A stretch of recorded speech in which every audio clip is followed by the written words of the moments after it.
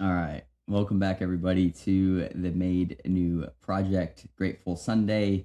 I don't know what episode we're on, so I'm not even going to try. I think 5, but man, it's a great day. Today is the 4th of July, so it is Saturday, Independence Day. I'm recording on Saturday just to be transparent, but hopefully this is uploaded on Sunday. That's the goal, so everybody can listen on Sunday and have a grateful Sunday. Once again, we will start with a little bit of Bible reading and something this week that one of my friends had questions about. So I thought it'd be great to kind of dive into it, do a little bit of interpreting. And he was kind of explaining that the verbiage was tough to understand. And I think that any of us that are Christians know when we start reading the Bible, we kind of struggle sometimes to understand what it's saying, and a lot of this can be receiving the Holy Spirit helps you understand, but really just getting some type of Bible that helps you understand. I'm using the MacArthur Study Bible. It's been absolutely great, so I can read the exact verses in here and then come down to the bottom margin, and it has a study and interpretation section. It helps us understand exactly what this translation, because we're talking about translating Hebrew to English and then to different versions. And I know that can get a little bit confusing and a point of argument for some people in contention, but sometimes things don't come out perfect. But these tools help us. So let's get into it. If you have your Bibles in front of you and want to read along, we're going to be in Mark chapter 6. We're going to read from verse 50 on to about through 52, okay? And we're going to interpret that real quick, but the main portion of what I want to read today and what I posted is as such. Jesus said, he spoke to them and said, "Take heart, it is I, do not be afraid." And this is powerful in many contexts, depending on how you look at it. Here, what we're talking about in Mark is Mark's recollection of Jesus walking on the water. So Jesus sends them across. He gets them in the boat, sends them across, and then he walks onto the water, right? So they were scared, and it says right here just above, right? But so this is Mark 49. But when they saw him walking on the sea, they thought it was a ghost and cried out, for they all saw him and were terrified. But immediately he spoke to them and said, "Take heart, it is I. Do not be afraid." And he got into the boat with them, and the wind ceased. And they were utterly astounded, for they did not understand about the loaves, but their hearts were hardened. When we're talking about the loaves, we're talking about when Jesus fed 5,000 people with 2 loaves of bread and 5 fish. Or maybe it was 2 fish and 5 loaves of bread. You guys get what I'm saying. But multiplied the things because he's working as God. He is God, right? Jesus Christ is God. So that is all the context from Mark 49 through 52 there. Jesus walking on the water and his disciples. These are his disciples, the people that trust him the most. His 12 people, right? Of course, Judas betrays him, but these are the people that trust Jesus Christ. They walk with him in everything that he does. They were afraid of him. And Jesus' first words are, "Take heart. It is I, do not be afraid." And man, apply this to anything you do, folks, right? If as soon as I become afraid, I can look at this verse, Mark 6:50, and go, I just need to take heart. Jesus is with me. I do not need to be afraid. He died for my sins. He will carve my path. He has my best interest in his mind. I don't know, right? We read in John 13:7, I believe it is, right? You do not know what I do now, but you will later. And so we're able to recall certain verses and things that help us compound and understand that Jesus is looking out for us. He quite literally died for us on the cross so that we could live the lives that we do. He's not going to do anything that we aren't able to, in our lives, that we aren't able to accomplish or work through or get a lesson from. And that's what he's saying here. Take heart. So my friend, Zach, he's the one that asked. He said, "This is some weird verbiage. Like, why would it take heart? What does that mean?" And so we're gonna and I mean I don't even remember exactly what I said to him. I can look at it. But I like that people are asking. I believe Zach to be a believer. I don't know if he's practicing or not, but he's a great friend of mine. So he said, "What does this even mean? Take heart." I said, "Have faith, essentially. Don't worry, right?" And he said, "The writing seems so weird, spelling and wording." And he said, "I mean, I don't know. There are some weird looking words in the Bible. I don't know, though. You probably have a translated version for a fifth grader." This is how we talk, folks. So this is how we talk. Anyways, so I that's how I explained it to him. Let's see what the MacArthur Study Bible says. So it says, and this is for take heart, right? So what does it mean, take heart? And it says here, this command, always linked in the Gospels to a situation of fear and apprehension. It links a couple different verses we can look back at when it says take heart. So fear and apprehension urge the disciples to have a continuing attitude of courage. So to take heart means to have a continuing attitude of courage. Be courageous. You don't have to understand, but have faith, have courage. And as we continue here, this statement clearly identified the figure as the Lord Jesus, not some phantom. It is also echoed in the Old Testament self-revelation of God in Exodus 3:14. So this is just what I read today, or it was yesterday. I think I was reading Mark 6:50 when I posted this on my story, and I thought somebody had some questions, and why not? I'm sure other people have these same questions. I question things, and I'm so happy to have a study Bible so I can just look down and be like, what is this? But what I do first, and what I would urge anybody else to do first, is take notes, or even in your mind, try to figure it out on your own, right? We live in a world where answers are at our fingertips, and I have it in a book here, but of course we have it with our cell phones, we have it with our computers, we have it with all sorts of things. But I would, really employ everybody to, look within themselves for the answer, then reach out to a friend and speak the gospel, preach the gospel to each other, try to understand together. This is just another way we can build community through Jesus Christ. But I do think that this verse is impactful, one that I will likely remember. Take heart. It is I, Jesus Christ. Do not be afraid. Just how I think of this is just, we could translate it from here. It's just be courageous. I have Jesus with me. I do not need to fear anything because I have him. That's my exact thoughts on this. That's Mark 6:50. And it'll somewhat, lead into, not really bleed into what I wanted to talk about today, but because it's the 4th of July, and if you haven't noticed yet, I've got the guns out because it's my Second Amendment right. Ha! So we're flexing on them today here in the podcast, but I'm just joking around, folks. Freedom is what I am grateful for this week, and that means a lot of things to me. Of course, we live in what is known as the freest country in the world. But freedom to me is freedom of choice. The things that we are able to choose to do or choose not to do.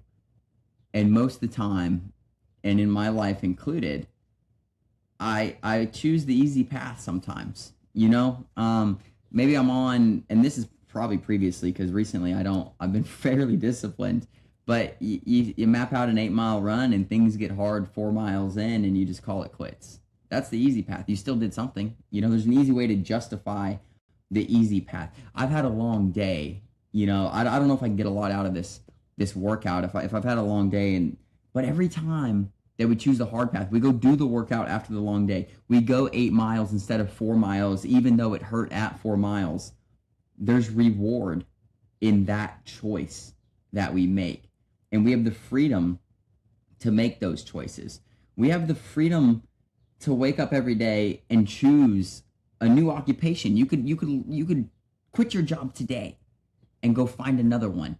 You can go outside and actually just run. You can drive your car into different states. You can drive a car at all. You can own a home. You could choose not to own a home. You can choose to have children. You can choose not to have children. These are all freedoms that truly not everybody has. And I think sometimes we just take all of our freedom and all of our choices for granted, and I will always just look at a country like North Korea where People aren't allowed outside after a certain hour.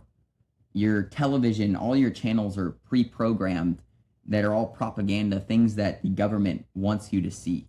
Where here, we have so many options, we don't even know what to believe in America. We have so many options of what to research or look at that we don't even know what to believe anymore because it's so much. There's an abundance of things, of choices, of freedoms. You have the freedom to speak ill about your own government, about your own country. And I think that's okay. This isn't me saying don't do that because they let you. No, exercise your rights, exercise your freedoms, exercise your choices. Also exercise yourself, all right? Exercise is important. It's a choice you should make. But what I'm trying to nail down here is that don't take these choices for granted. And if your choice is to be unhealthy, to live complaintful, that's probably not a word, but you know what I mean, to complain often, to look down upon others, to compare yourself to others, these are all choices that will not bring you or your life any sort of productivity or progression towards a happy lifestyle. And we are going to encounter dozens, tens of hundreds of thousands of choices every single day. And these choices can move you in different directions towards positive or negative. And some of them may seem minuscule, but in reality, all of our interactions, the way we act and react, is very important. And it's two things that we can control at any given time: our actions and our reactions. And how you do that is going to affect your mood, affect your life, your physical, mental, and spiritual well-being and health at any given time. So when we are given options to make a choice or to react or to act, I have been practicing and trying so hard to take a step backwards before I act or react. So that it's like, Dylan, if you are to do this, what happens after that? And is this the way you want to react if you're to look back in this tomorrow?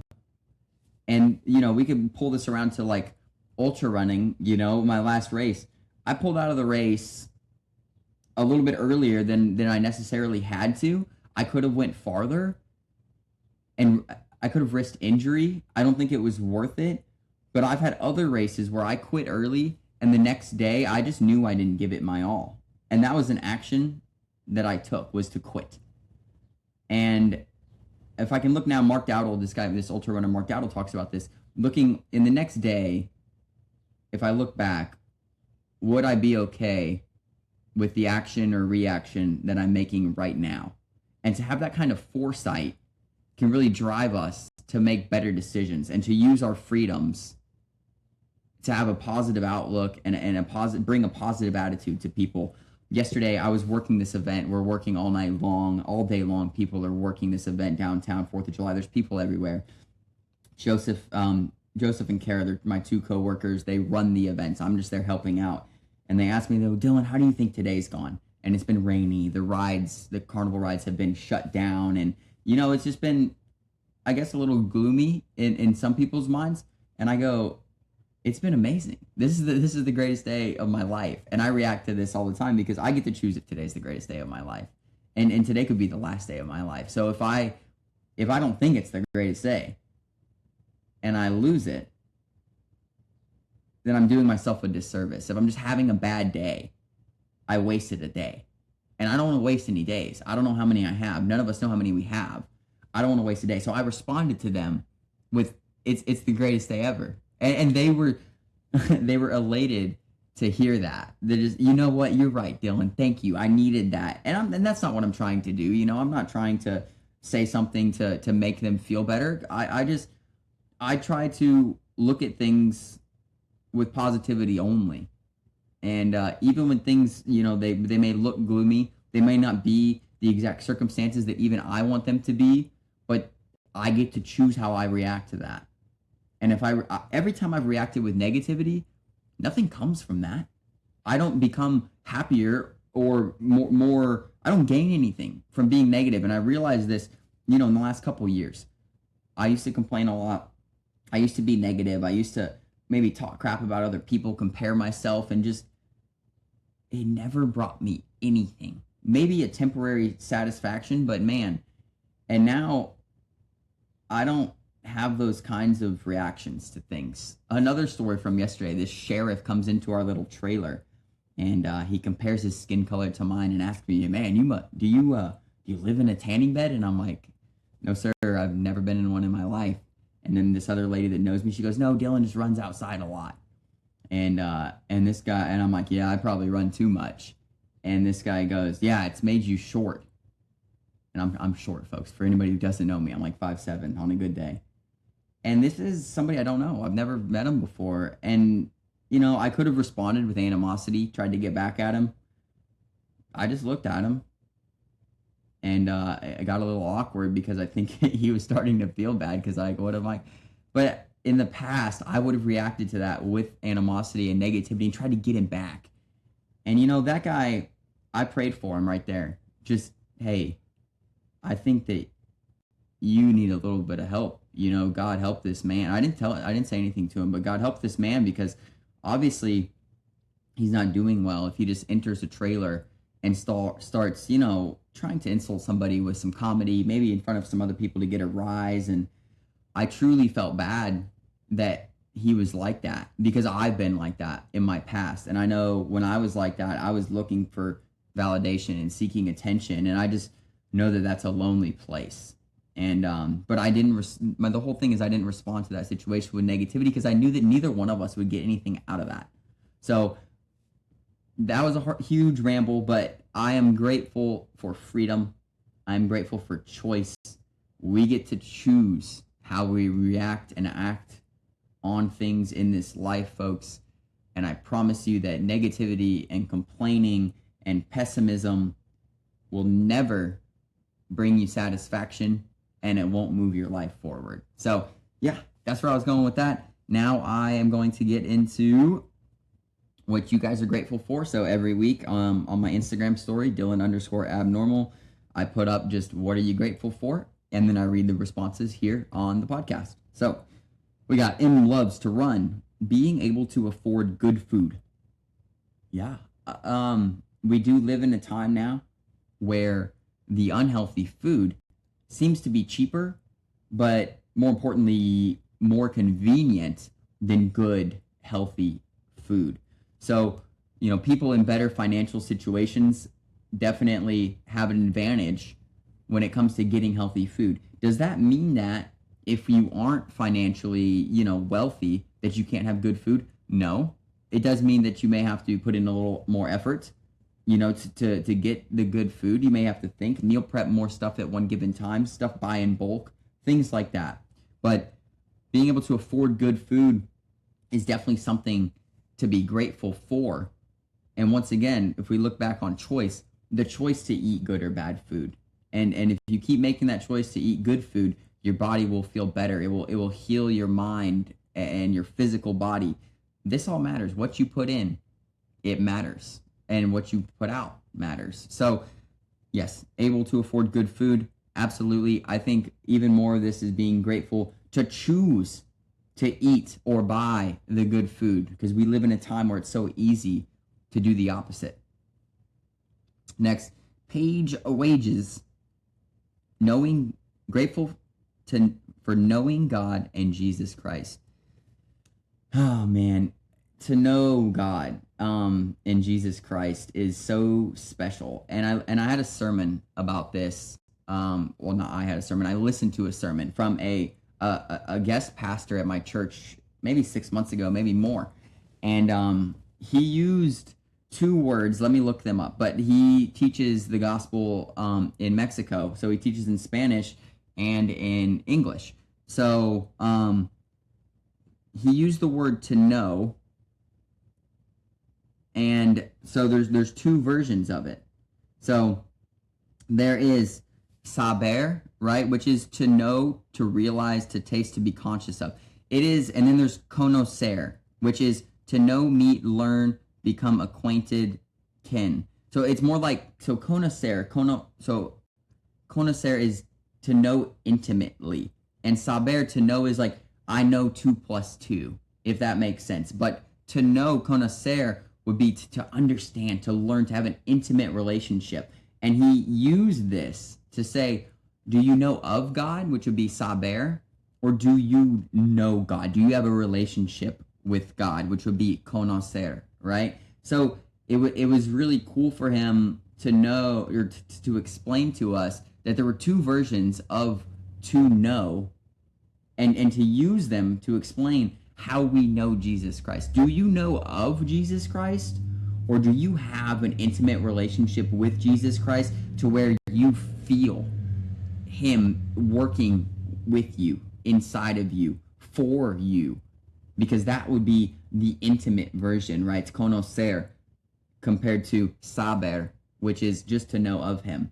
Because everybody knows of Jesus, right? Even atheists, they know of Jesus, right? So, yo sabo, I know Jesus. Like, that's what they would say. But me, with an intimate relationship with Jesus Christ, yo conozco Jesus Christ, right? And it was a really special sermon to me, because it made me understand. At that point, I think I only knew of Jesus. Even as a believer, I just knew of him. I wasn't learning to be intimate with Jesus Christ and allow him to control what I do, and looking for him for answers, looking to him for answers, and being grateful for what he did for us. But now I'm trying really, really hard to learn more about Jesus all the time. I'm now in a little bit of a Bible study group with my running friends. We're using a lesson book and going through it, and there's homework, and it's been incredible. Okay. Thank you, Paige. Jennifer Solomon, she says, grateful for Jesus. Yeah, we could talk about Jesus all day. And David also says, well, we'll get there. But Jennifer says, thankful for Jesus. Yeah, I think about this so much when I run, when the pain sets in, when things are hard in my daily life, that Jesus Christ died on the cross, knowing he was going to die this death, knowing he was going to die for people that not everybody was going to be grateful for it. And they're not right now, right? We know people that are not grateful for Jesus Christ. They may not even know Jesus Christ, like we just spoke about. But I'm so grateful for his sacrifice for us, because it allowed me to be saved. My life was saved by Jesus Christ. First, when I was born, just to be a human, be able to sin without being struck down by God. That's what Jesus did for us. But then, 3 years ago, I received salvation by faith through the grace of God. And my life changed. I was truly saved from alcohol, from addictions, from an unhealthy lifestyle. And so I'm forever grateful for Jesus Christ's sacrifice, and that he continues to be there for me. Even though I fail sometimes. I still fail all the time, folks. I still fail. But when I do, I can talk to him. And he's not going to leave me behind. He's not going to curse at me. He's not going to talk behind my back. He's going to meet me there and just, you're going to be okay, Dylan. And I feel Jesus just hug me in these times when I'm able to just repent and get with him, and just apologize. Like, God, I want to be better, help me, God. Like, I did this, and I just can feel him hug me, like, it's okay. And sometimes I think he's like, Dylan, you're probably going to do it again, but I'm going to be here anyways, and I'm going to love you the same. And he's like, I know you're trying, man. And that's all I care about. I know where your heart's at. Even though maybe I keep screwing up. Maybe you keep screwing up, Dylan. But I'm still here. And that's Jesus. That's who I think Jesus is. Jesus is my best friend, And he's not going to give up on me, because he never has. Man. Thank you, Jennifer. Richie, I'm grateful for my crazy friend Joel. Pray for him to find Jesus. Joel knows Jesus, and Joel is amazing. He is an ultra runner. He is an Instagram friend of mine. He's from my hometown, but I have not met him yet. I'll meet him this year at the Mammoth 200 miler that we're gonna go pace. My buddy Rich out there. I'm sure we're gonna find God out there. But Joel is an absolute inspiration. He's lost, I don't know if it's over 200 pounds, but over 100 pounds in the last few years, and has turned his life completely around. He is an absolute animal. Same with my buddy Rich. I believe they are both sober as well. They turned from alcohol, and both just incredible human beings, great Christian men, and I'm lucky to have them as friends. So Rich is grateful for his buddy Joel. I'm grateful for Joel and Richie. Great guys. I absolutely love them. Thanks, brother. David comes in here and says, I'm grateful for God creating our bodies to heal themselves. Yeah, David rolled his ankle the other day. He sent me some pictures. It does not look good. But he's okay. There's just some bruising, and he'll be up, and he's saying he's grateful that God, created us for our bodies to heal themselves. Yeah. Sometimes I think that when we get injured, it's God's way of allowing us to take a step back. Maybe we were working too hard. Maybe this isn't the path we were supposed to be on at this time. So he just kind of pulls us back from it, Maybe also we just made a bad decision and got injured, and God's like, hey, you can't just do that all the time. Here's a slap on the wrist, or in David's case, a slap on the ankle. And but he's grateful that we're able to heal ourselves. Yeah, eventually we become healed again, whether that's a paper cut that heals, in a day or two, or it's a broken leg that takes months, but in those times I employ people to find Jesus. And if you can't run, fill that time with something else that's productive. That's a choice that we have. Thank you, David. Next is Doug. Doug is grateful for friends who encourage, motivate me, and keep me accountable.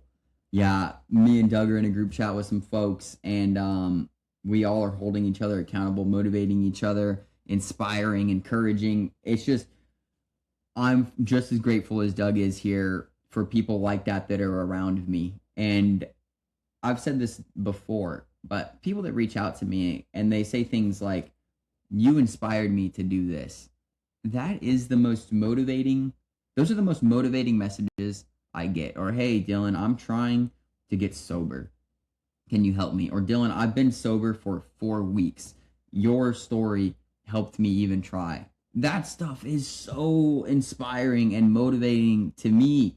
And some of these people I don't even know. So Doug's saying friends, but anybody, man, to provide encouragement and motivation and keep people accountable, it's so special to have friends like that. And if you don't have friends like that, start being the friend who's doing that for others. And trust me, like iron sharpens iron. Like positivity attracts positivity, and your circle will get filled with people that are providing this encouragement, motivation, inspiration, accountability, and your life is going to progressively get better and better.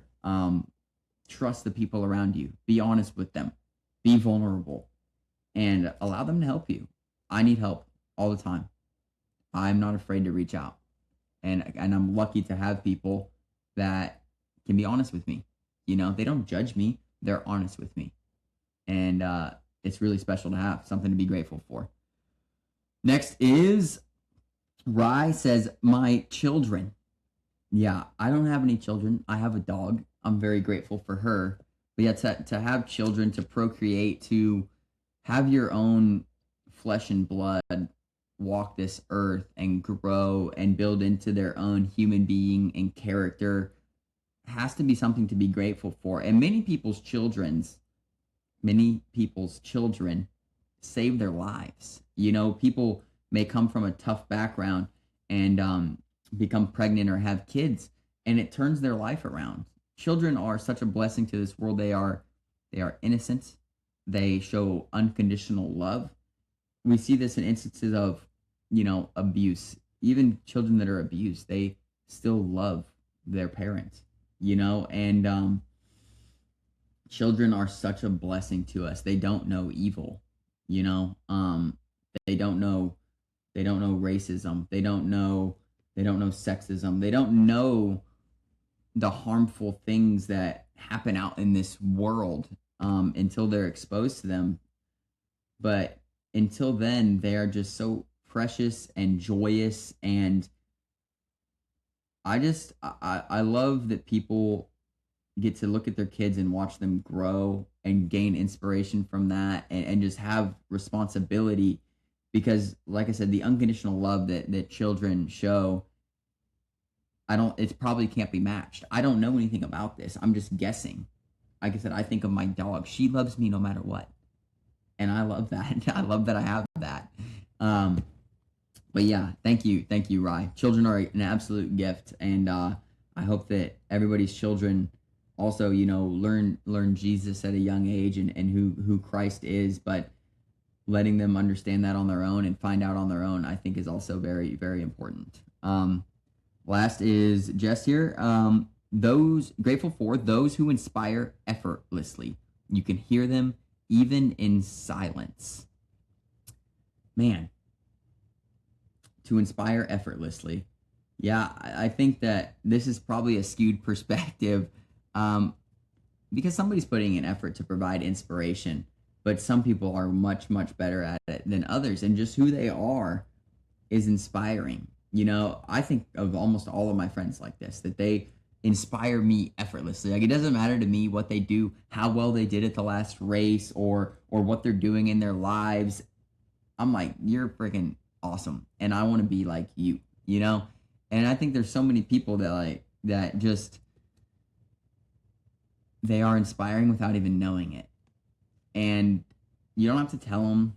They're not looking for the validation or the attention or anything like that. They're just living a good life, and they're doing the right things. And like Jess is saying, you can hear them even in silence. Yeah, like you can just be around somebody and watch their actions, and they don't have to say anything. They don't have to. They don't have to start spewing motivational quotes or talk like Jordan Peterson and riddles and puzzles for us to believe that they are an inspirational human being.